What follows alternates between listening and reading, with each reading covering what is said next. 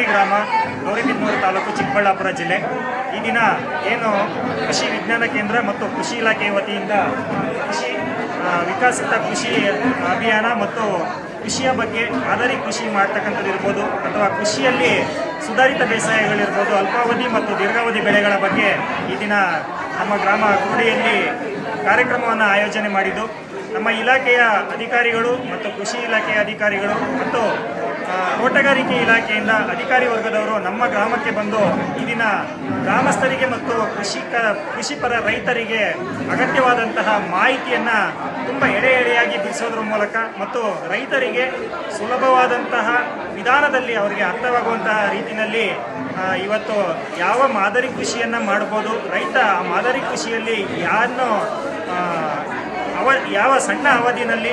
ಅತಿ ಹೆಚ್ಚು ಲಾಭವನ್ನು ಪಡಿಬೋದು, ಹಾಗೆ ರೇಷ್ಮೆ ಕೃಷಿಯನ್ನು ಮಾಡಿ ಅದರಲ್ಲಿ ಹೇಗೆ